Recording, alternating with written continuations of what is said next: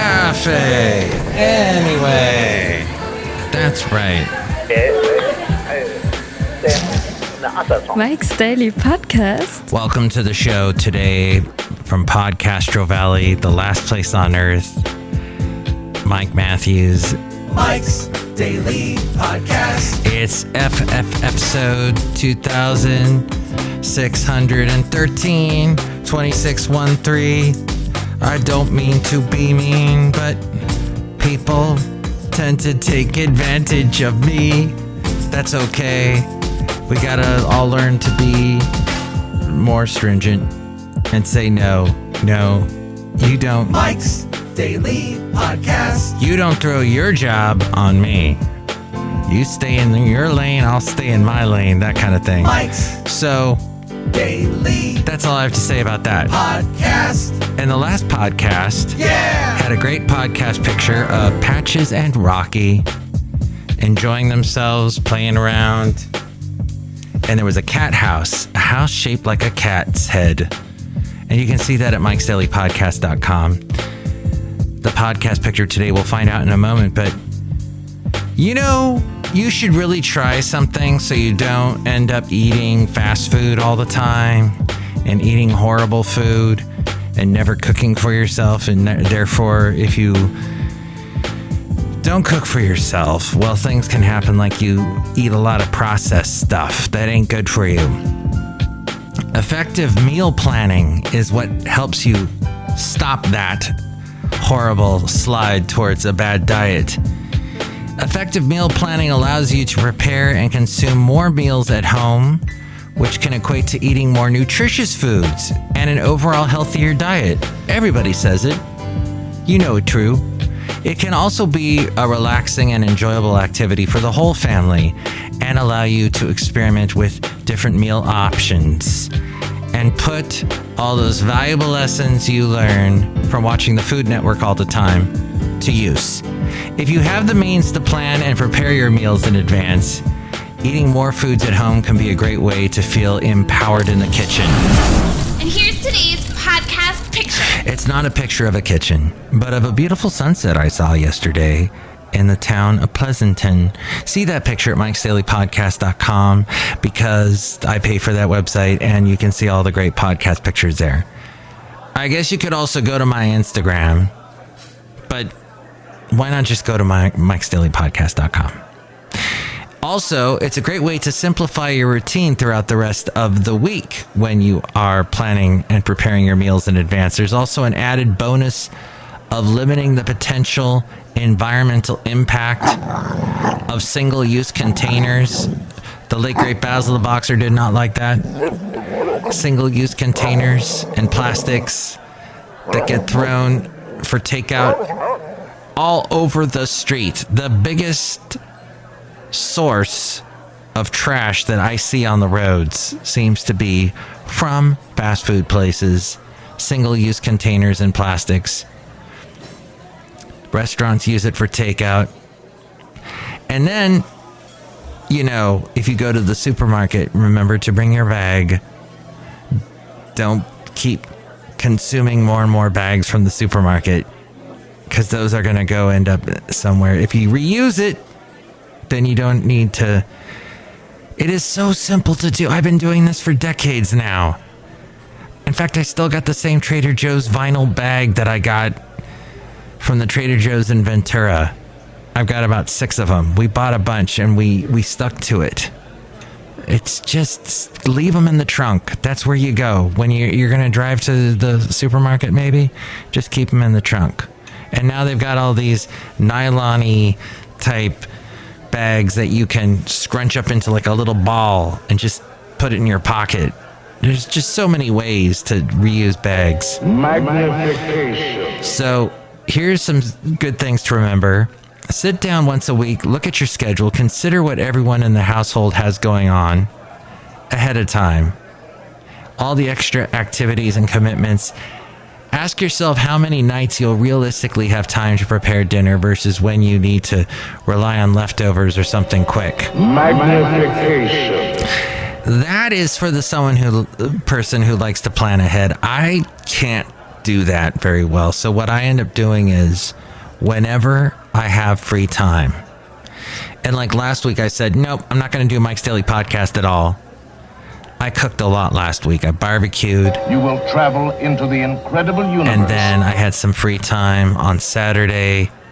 And oh, you know what? I find the best way to cook is when you're hungry, because then your stomach is dictating what you can throw in there. Oh, and make sure to only buy healthy ingredients. So you, hang on. I'm in the Café Anyway doing the podcast. Mike's Daily Podcast. I was talking about cooking delicious stuff like that sauce I made on Saturday night. Whoa! Or was that last night? The sauce? The sauce. It had all that delicious stuff I put in it. Like 1,000,000 tomatoes. Oh, that was so good. And I think that was Saturday night. that was Saturday night. There's still some left of that. Anyway, I had it for lunch. see? I was talking about that on my podcast. All right, well, let me finish up over here at Café Anyway with all these people I'm shouting at the Café Anyway.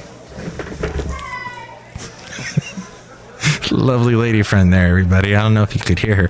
I don't know how sensitive my microphone is. Okay, so yeah, that's a good idea. When you have time, that's when you do all the extra cooking for leftovers later. This is great. It's worked for me.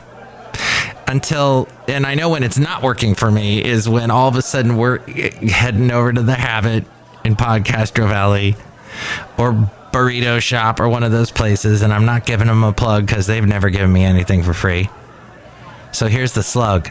They've never given me anything for free, even though I just mentioned them on my podcast. What is that about? This also says you should write down what meals you want for the entire week for breakfast, lunch, and dinner. That's pretty involved. As we go outside a Café Anyway, we were bringing Mike's Daily Podcast somewhere in Podcastro Valley, the last place on earth. Anyway. It says involve your whole family, consider everyone's preferences, and if you do have a huge family, that would be a good idea. Put your favorite cookbooks down there on the table. Look through stuff you'd like to do. Visit Google, Pinterest, Bing. You get points with Bing. Now they got that fancy schmancy OpenAI thing. Get that recipe inspiration from wherever it is. What is the place? Oh, my lovely lady friend really likes the pickup limes, as in a lime, the lime in the coconut, limes that you get for your Mexican food. What else do you can use limes for so many things. That's why the website Pickup Limes, and they got a bunch of very healthy recipes that slant more vegetarian and vegan. But here's one, incorporating the slow cooker. That is something, and that usually requires thinking a couple days in advance. I'm going to do a slow cooker tomorrow. And then you got to get everything ready. And then you got to start in the morning because it won't be ready till 4, 6, 8 hours later. And this also mentions doing the batch meals that I was talking about, where you got the time, so you make a bunch of stuff, a big batch. Yes, that's great, especially on days when time won't be on your side. If you have any food in the refrigerator, oh yeah, you need a refrigerator for sure. Get yourself one of those. Or a pantry that's about to expire. Think of ways you can incorporate those items before they expire.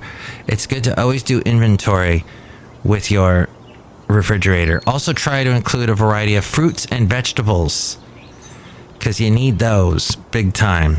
Lean proteins. So stuff that the less fatty parts, the lean stuff, and the high quality carbohydrates that you can use. Apparently, just be careful of carbohydrates all the way, because that is what we are eating too much. as a society. Definitely our kids are eating way too many carbs. Create your shopping list and then double check what you already have on hand. Do that inventory. It can help to categorize by the section in the grocery store to make your shopping trip more effective. I like to imagine when I'm thinking, okay, I'm going to Costco. I'm going to go to this section. And even though that's kind of difficult because Costco likes to move stuff around. But yes, plan it out as much as you can with the stores that are consistent anyway. While it might cost you a tad more, you can save time and energy by opting for pre-cut fruits and veggies, salad mixes, and other similar type of convenience items, especially if it means you'll be more likely to actually eat them. That is a thing, though, that you are paying more money just because somebody helped chop it up for you ahead of time.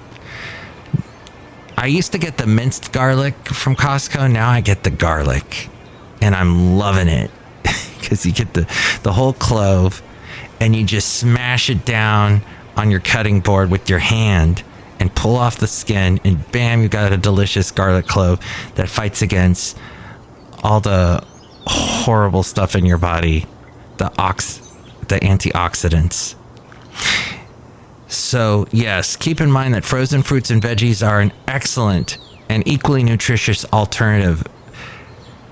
For the most part, they don't add anything to it. It is just frozen. Throw it into a smoothie or cook with it. I love just stuffing my freezer with that stuff. Not with the pre-made burritos or the pre-made tamales or any of that stuff that's not really good for you. Get the good stuff. Get the fruits and vegetables that are frozen. And if you don't have easy access to fresh produce, or the produce you're seeking is out of season, it's a good thing to get the frozen stuff. And don't shop hungry. I don't know if that, I've bought some cool things hungry that I generally would never have bought. And because I don't like to let anything go to waste, I use it and I go, oh, that was interesting, or that didn't work so well. But yeah, as a rule, don't shop hungry.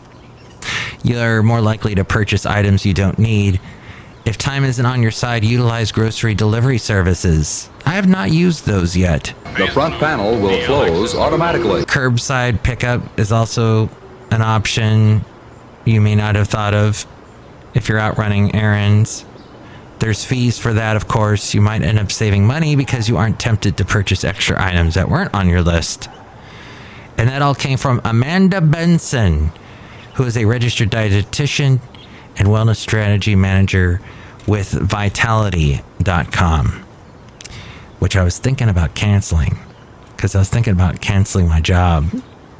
And you can hear all about that in the last podcast. But somebody at work talked me down from the ledge.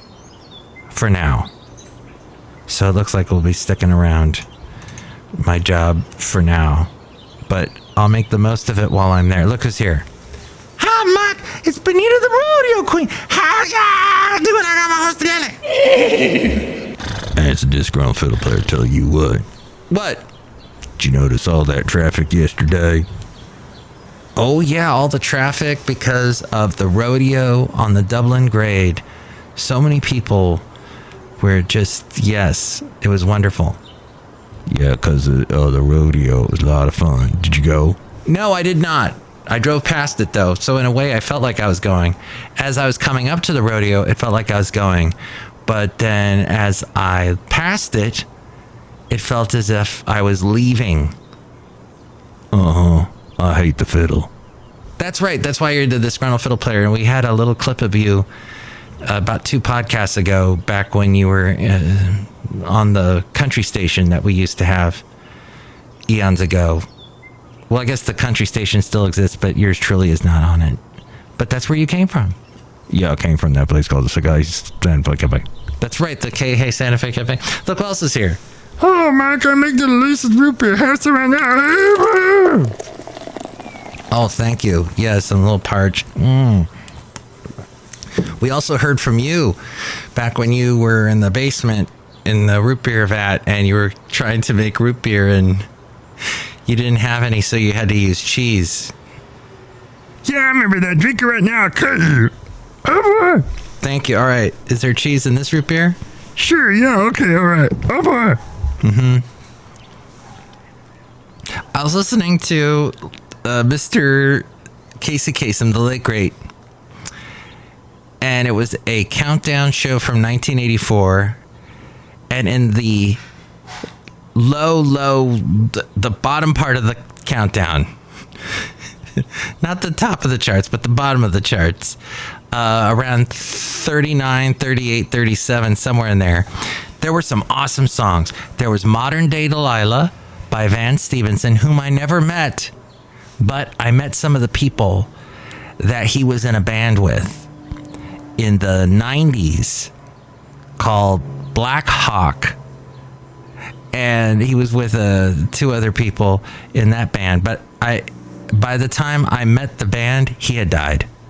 He died pretty young in the late 90s. But Van Stevenson had a great song called Modern Day Delilah, and I heard that being played on the American Top 40 is what the show was with Casey Kasem. And it was from 1984, and it was being played on a local 80s station in the Bay Area. And then they played a song that was another great person who passed away, Christine McVie. She died recently from Fleetwood Mac. She had a big solo hit called Love's Got a Hold on Me. I got a hold on me. She had a follow-up single to that song that I had never heard before called Love Will Show You the Way. I think I got that title right. That was a pretty darn good song. I like that one. And then the third song that I had not, it was interesting. It was Chicago and Stay the Night, produced by the guy that I played a clip that I had spoken to, David Foster, a couple podcasts ago. And in the last podcast, you heard the interesting story that came after that interview. And so I'm basically saying you should definitely listen to the last podcast that was called Modern. And no, it wasn't in reference to Modern Day Delilah. But that dang. Thank you, Van Stevenson. Oh, that was last night that I heard that. Sorry. Okay. Well, that's pretty much the end of the podcast. If you'd like to chime in about anything we covered today, you can call me at 510-228-4640.